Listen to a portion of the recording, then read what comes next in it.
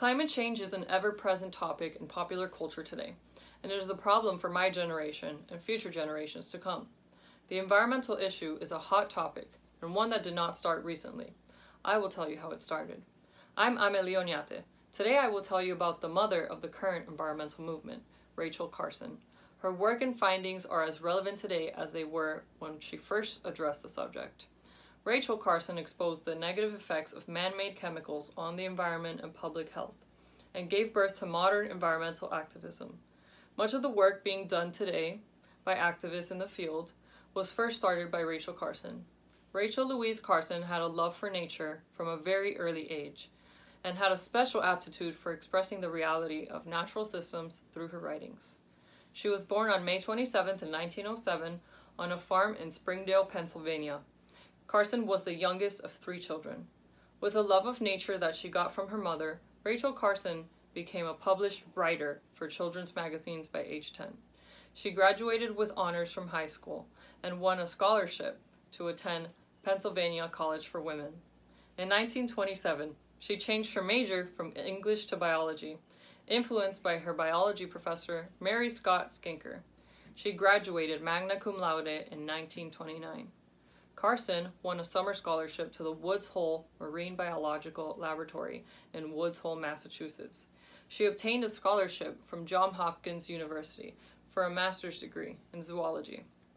She then began a 15-year career in the Federal Service as a scientist and editor in 1936, and rose to become editor-in-chief of all publications for the U.S. Fish and Wildlife Services. After outscoring all applicants on the civil service exam, in 1936, Carson became the second woman hired by the U.S. Bureau of Fisheries, writing radio scripts during the Depression. She also made a living writing articles on natural history for the Baltimore Sun. She wrote pamphlets on conservation and natural resources and edited scientific articles, but in her free time turned her government research into lyric prose, first as an article titled Undersea for the Atlantic Monthly in 1937, and then in a book titled Under the Sea Wind in 1941.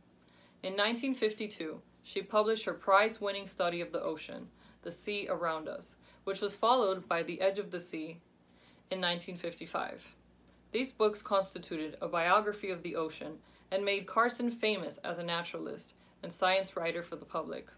Carson resigned from government service in 1952 to devote herself to her writing. Her book, Silent Spring, led her to be invited to speak to members of the Senate about environmental hazards, control of pesticides, and other chemical poisons. Rachel Carson's statement before Congress in 1963 also had some rhetorical devices. When she appeals to pathos, her writing was very poetic. She wrote for the masses and used logical and emotional appeals to persuade her audience. She expressed empathy for nature and human compassion. That's why her messages were so effective.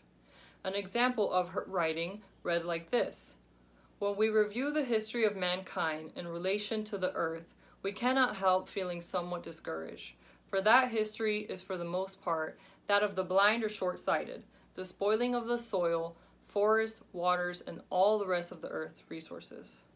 Carson heavily uses pathos in her speeches when describing the situation in an emotional manner that delivers a sense of urgency on the subject matter. For example, on the subject of contamination, water, soil, air, and vegetation contamination has even penetrated that internal environment within the bodies of animals and men. In terms of ethos, there are several reasons why she was credible. She was a published author, marine biologist, and ecologist.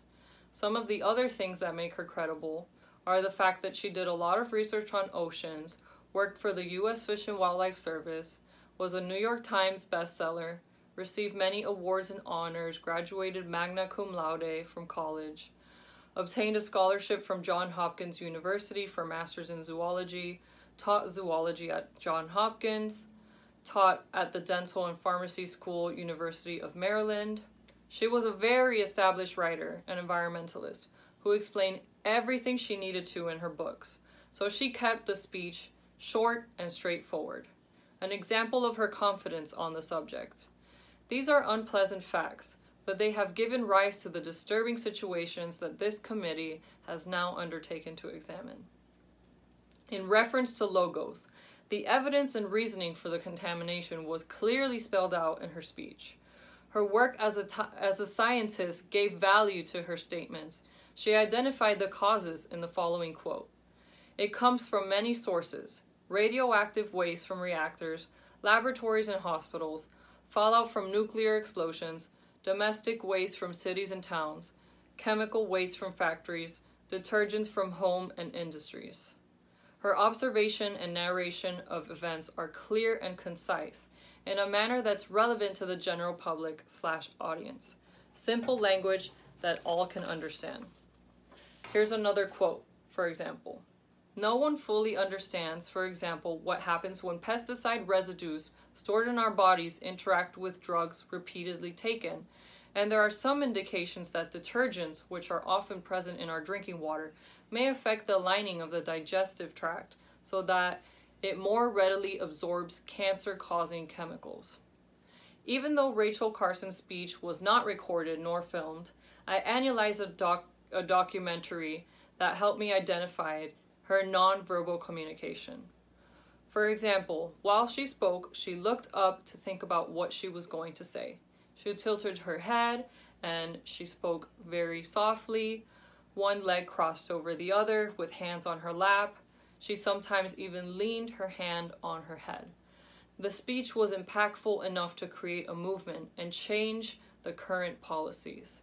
The fact that she was invited to speak puts the audience into a receptive mood. In terms of her volume, pitch, and rate, Carson was not a public speaker.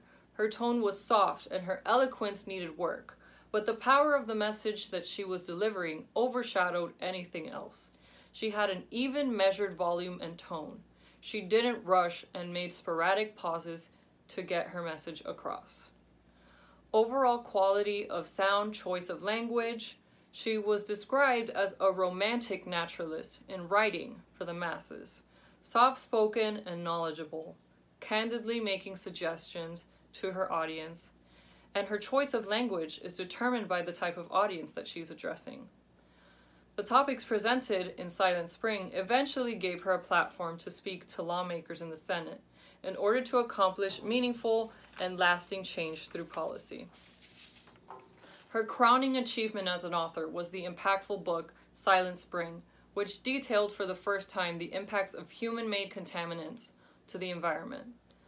Carson first decided to write her book during World War II, when DDT was being used to prevent the spread of typhoid, malaria, and other diseases transmitted by insects. During the time, technology was advancing and people were unaware of the harm that it was causing. Her book, Silent Spring, was published in 1962. In her book, Carson highlighted how chemicals polluted streams, declined bird populations, and caused medical harm to humans. Carson set out to change the policies that were promoting the use of DDT in commercial products. And that is what made her such an impactful person in terms of the environmental movement. We remember Rachel Carson for educating people about environmental issues, which then led to the progress after her death. For example, some of the legacy that she left behind. The Environmental Defense Fund was founded in 1967. Greenpeace was organized in 1969. Earth Day was started on April 1970. The EPA was founded December 1970. Federal Environmental Pesticide Control Act banned DDT for the use in the United States in 1972. Presidential Medal of Honor awarded to Rachel Carson by President Jimmy Carter in 1980. Carson was an inspiration to many activists, writers, and organizations. Rachel Carson was a passionate and brilliant marine biologist. She was also a prolific nature author who helped expose the destructive nature of the chemical industry on the delicate balance of nature and humanity. This led to change in policy at the national level, which inspired future generations of environmental activists. Climate change is a big concern to a large portion of the United States population, thanks to the ball that Carson got rolling in the American legislature. And I am going to finish off with a quote from Dr. Seuss from his book, The Lorax. Unless someone like you cares a whole awful lot, nothing is going to get better. It's not.